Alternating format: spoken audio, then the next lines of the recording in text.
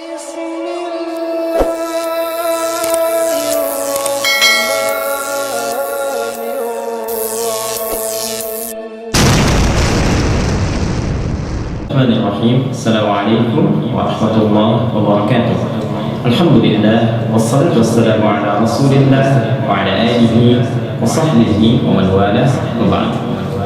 Saudara-saudariku, di antara tuntunan fikih yang sangat penting diketahui dan dijalankan oleh setiap muslim ataupun muslimah dalam syariat Islam adalah tuntunan mandi janabah, mandi besar yang dilakukan baik oleh lelaki ataupun perempuan yang telah mengalami mimpi tertentu atau telah berlangsungnya hubungan seksual suami istri secara legal atau hal-hal yang sejenis dengannya. Tuntunan dimaksud telah disampaikan oleh Rasulullah SAW dengan sangat detail dan direkam dengan sangat sempurna oleh para ulama kita, khususnya para ulama hadis dalam kitab-kitab hadis mereka. Di antara sekian kitab itu, bersama kita saat ini ada kitab Imam Muslim, dikenal dengan Sahih Muslim. Jika Anda memasuki kitab yang ketiga, yaitu Kitabul Haid, ya, di bab yang ke-9, bab Sifatul Ghuslil Janabah, bab tentang tata cara mandi janabah. Anda akan temukan di sini di nomor hadis 316, 317, ya, dan selanjutnya bagaimana Sayyidah Aisyah radhiyallahu ta'ala anha memberikan contoh gambaran seperti yang disaksikan dari perbuatan Nabi sallallahu alaihi wasallam, yang dengan itu memberi petunjuk pada kita bagaimana cara mengerjakan mandi janabah dimaksud. Saya bacakan sejenak, kemudian kita akan praktekkan langsung ya dari lokasi kamar mandi tertentu supaya lebih paham apa yang akan coba kita lakukan. Saya akan bacakan satu hadis dulu ya, ke rawi terakhirnya saja. Qala an Aisyah radhiyallahu ta'ala anha qalat, hadis ini diperoleh dari Sayyidah Aisyah ummul mukminin, semoga Allah meridai kepada beliau. Beliau menyampaikan, karena Rasulullah SAW adalah Rasulullah SAW idza tasala min janabati, apabila beliau melakukan mandi janabah, mandi besar, dia berda'u fayaghsilu yadayhi, maka beliau akan memulai dengan mencuci kedua telapak tangannya dulu, dibersihkan dulu telapak tangannya. Kemudian thumma yufrigu bi yaminihi 'ala shimalihi fayaghsilu farjahu. Setelah itu beliau kemudian menuangkan dengan tangan kanannya ke tangan kirinya, ya, sejumlah kadar air tertentu. Kalau bisa kita gunakan misalnya pakai gayung, ya, atau kita bisa gunakan dari keran untuk mengambil, ya, kemudian dialirkan ke tangan kiri untuk membersihkan pertama bagian kemaluannya terlebih dahulu. Setelah itu thumma yatawadda wudu'a lis-shalah, kemudian beliau menunaikan wudu seperti wudu untuk menunaikan salat, ya, jadi dari membersihkan telapak tangan keduanya, menuangkan dari tangan kanan air ke bagian tangan kiri dan membasuh atau membersihkan kemaluan, kemudian berwudu seperti halnya wudu salat. Thumma ya'khudhu al-ma'a fayadkhilu asabi'ahu fi usul asy-sya'r, kemudian beliau mengambil air, ya, lalu dengan air itu beliau menyela-nyela, ya, di bagian rambut kepalanya sehingga meresapkan air kepada bagian kepala secara merata. Lalu kita lanjutkan. Jadi mohon izin saya nggak pakai kacamata ya, jadi saya menyesuaikan. Bismillah. Kemudian hatta idza ra'a an qad istabra'a hafana 'ala ra'si thalatha hafanat. Kemudian ketika beliau sudah merasakan, jadi sudah mulai merata dengan baik, ya, baru diserapkan, ya, dialirkan secara merata dengan jemarinya. Setelah itu baru kemudian dibasuhkan, ya, 3 kali basuhan, ya, disiram, ya, ke kepala itu sehingga menyerap dengan sempurna ke bagian pori-pori dan ke seluruh bagian kepalanya. Setelah itu thumma afadha 'ala sa'iri jasadihi thumma ghasala rijlaihi, lalu menyempurnakan untuk membasuh seluruh tubuhnya dari kanannya kirinya secara sempurna keseluruhannya, baru kemudian di akhir membasuh kedua kakinya. Nah, ini nanti ada yang menarik ya sebelum kita praktekkan teman-teman sekalian. Jadi kalau ada di Al-Bukhari, di sini disebutkan nomor hadis 228, 262, juga nomor hadis 272. Nah, ada yang sangat menarik teman-teman sekalian saat beliau mempraktekkan tata cara mandi janabah ini dalam perihal wudu. Jadi yang hadis pertama menerangkan kepada kita dalam wudu ini dilakukan seperti halnya sholat, tapi membasuh kakinya diakhirkan. Ya, membasuh kakinya diakhirkan. Jadi setelah kemudian tuntas keseluruhan, ya, kemudian sampai dari kumur, ya, setelah itu istinsyaq wajah, tangan sampai siku, kemudian kepala, kemudian telinga. Nah, ini kaki nggak dibasuh dulu. Ini hadis bagian pertama. Jadi setelah nanti yang tadi selesai hadis, baru terakhir nanti pindah tempat untuk bisa membersihkan kaki, ya, bagian terakhir. Nah, kemudian ada pun hadis yang keduanya itu menyempurnakan keseluruhannya dalam wudu. Jadi sampai dengan kaki, baru kemudian bisa dilakukan seperti yang tadi, suasana, kepala, kemudian sampai dengan selesai dan tuntas. Dan dua-duanya nggak ada persoalan, tinggal pilih mana yang paling mudah untuk dilakukan. Hanya tipis saja perbedaan untuk membasuh kaki dalam perihal wudunya, apakah diakhirkan atau diawalkan. Nah, sekarang untuk lebih jelasnya kita coba praktek, ya. Kita praktek, kita melihat bagaimana praktek menggunakan keran dan juga menggunakan gayung. Bismillah. Ya. Bismillah. Ya. Bismillah. Baik teman-teman sekalian, sebelum kita masuk mempraktekkan, ingat masuk kamar mandi dua hal yang sangat penting.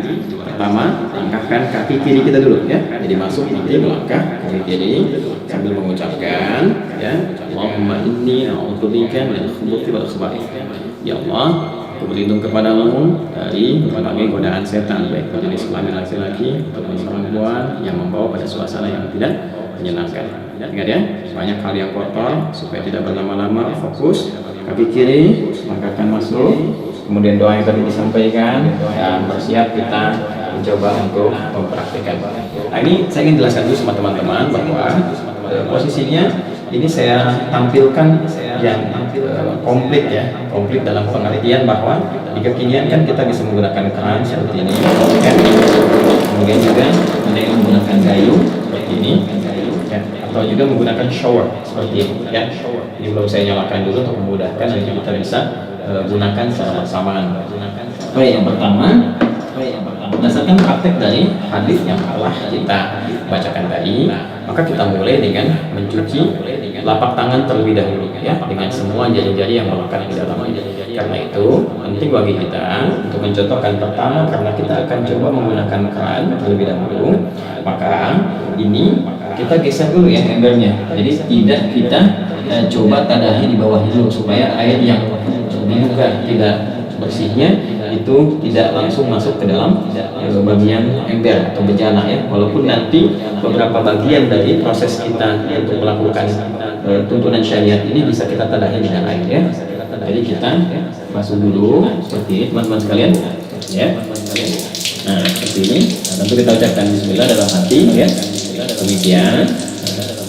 Seperti ini. Jadi rasa sudah bersih teman-teman sekalian, boleh kita matikan, ya. Lalu kita tadahi begini, supaya tidak terlampau banyak nanti air yang mengalir keluar sehingga berlebihan, ya, yang sangat tidak disukai berlebihan.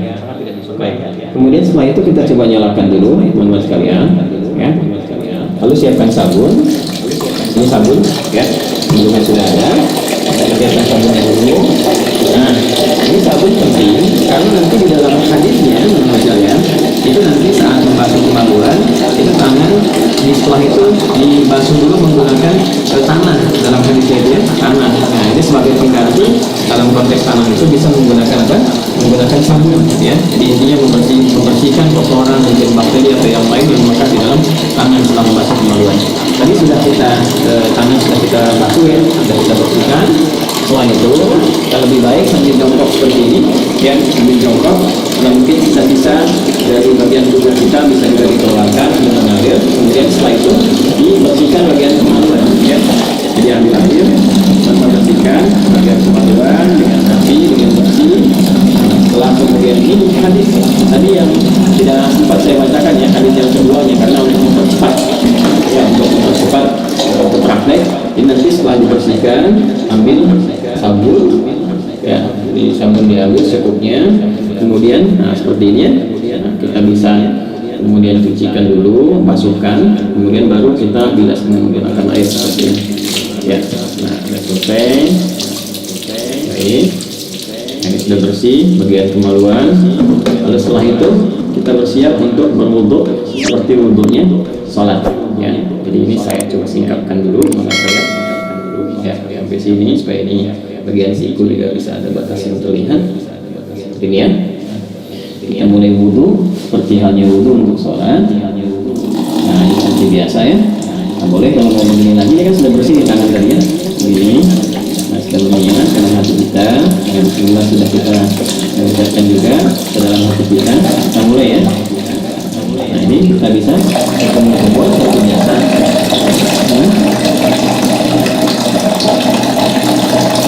Nah boleh kumur-kumur itu bisa sambil kumur demikian, lalu kemudian kita bisa sambil istinsyaq dan istinsyaq seperti ini cara pertama. Jadi saya sambil menyerapkan itu bagian bisa juga kumur-kumur seperti tadi. Saya membersihkan bagian ini dan itu kebiasaan saya supaya kotoran-kotoran di makanan juga bisa sekaligus bisa keluar ya seperti tadi. Atau nanti kumur-kumur itu lalu bagian istinsyaqnya boleh yang istinsyaq dan istinsyaq itu membentuk kayu bentuk ya, kemudian istinsyaq dikeluarkan. Nah dalam suasana COVID semacam ini itu penting karena nanti reseptor-reseptor virus itu yang suka menempel di bagian hidung ya sebelum masuk ke laring, ke faring, masuk ke paru-paru, kita berhitung dari semua itu ya. Nah ini bisa setidaknya bisa dikeluarkan dengan istinsyaq, menghirup air ke hidung dan istinsyaq dikeluarkan. Seperti contohnya ya. Betul? Ya, jelas ya? Baik.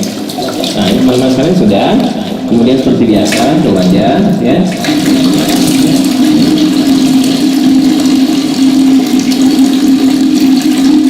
Nah teman-teman ya, ingat yang pernah saya contohkan, jadi ambil air, ini saya ambilkan, ini nggak apa-apa saya agak ini karena saya tadah di bawah ya, di sini, lihat saya balik, nah, begini, ini yang jempol ya, bagian belakang telinga begini, lalu seperti ini, teman-teman, nah tadi sudah begini, bagian belakang, ini, nah yang telunjuk ke sini untuk membersihkan bagian ujung-ujung mata, tuh, yang ada jenggot di mulai seperti ini, ya. Seperti biasa 2-3 kali, jadi boleh 2 kali, boleh 3 kali untuk menyempurnakan. Saya contohkan seperti itu saja ya. Kemudian teman-teman, nah ini kalau biasanya saya kalau nggak pakai tadah di bawah seperti di tempat wudhu masjid atau apa, ini dibuka, nanti biasanya saya matikan dulu gini. Tuh, ya kanan sampai situ seperti biasa, kanan dulu sampai selesai ya. Lalu setelah itu biasa yang kirinya ya, ini 2 kali, bisa 2 kali ya, sampai 3 kali, lalu setelah 2-3 kali kiri ya. Ini juga sama ya, 2-3 kali teman-teman ya. 2-3 kali itu ambil air lagi ya, kalau kita mau rasakan begini nggak ada masalah. Setelah itu bagian kepala kita rasakan ya, bisa sini welcome dan kembali ya. Boleh langsung ke telinga begini, ya seperti ini boleh. Atau juga bisa teman-teman lakukan salah dulu balik kemudian ambil air lagi untuk telinga. Nah bagian kaki ini bisa kita lakukan sekarang ya seperti biasa wudhu biasa, bagian kakinya misalnya seperti ini dan ini begini kan. Nah ini kan ya jari-jari jangan lupa seperti ini. Nah tentang lagi ya kanan, kemudian juga yang kiri ya disempurnakan teman-teman seperti biasa teman-teman lakukan ya yang kirinya. Nah ini mulai dulu bersihkan ujung-ujungnya seperti ini ya. Begini. Nah ini kalau teman-teman mau lakukan hadis yang pertama, bisa yang kedua ini nggak dibasuh dulu kaki ya. Setelah selesai tadi ke kepala, telinga, jadi langsung kemudian melakukan ke yang selanjutnya, tahap selanjutnya. Apa itu? Itu ambil air seperti ini ya. Kita tumpahkan dulu sedikit seperti ini. Lalu di sela-sela sini ya, sampai kita merasakan pori-pori kepala itu sudah mulai basah ya, gini ya teman-teman sekalian.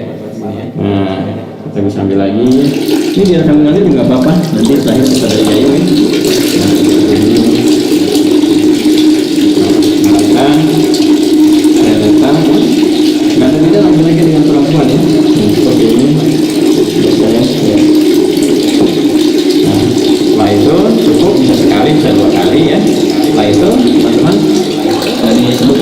mandi, kemudian lagi mengambil air, mencampur dengan ini, dengan ini ya, dengan kepalan terbuka begini ya, antara telapak tangan kanan kiri disatukan begini, kemudian disiramkan ke kepala dulu, meratakan kepala seperti ini ya.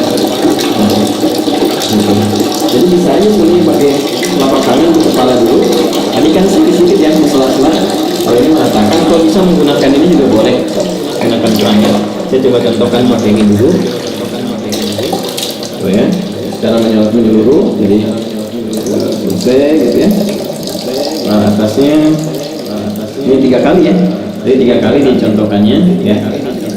Jadi kita seperti ini ya, boleh pakai gayung juga, ini untuk kepala dulu ya, tadi kan kepala. Nah baru setelah itu disiram ya, siram di seluruh tubuh, jadi sudah merasakan rata, sudah enak ya.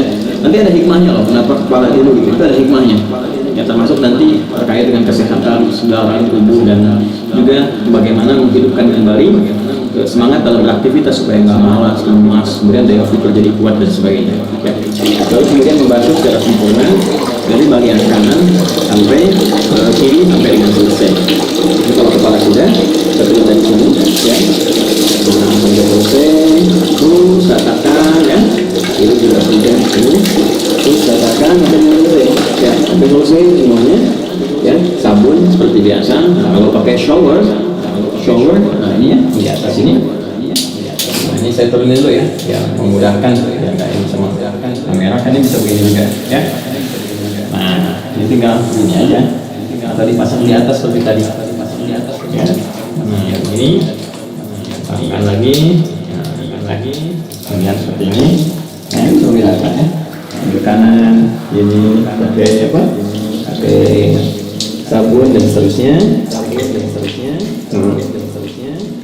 Kemudian selesai teman-teman sekalian ya.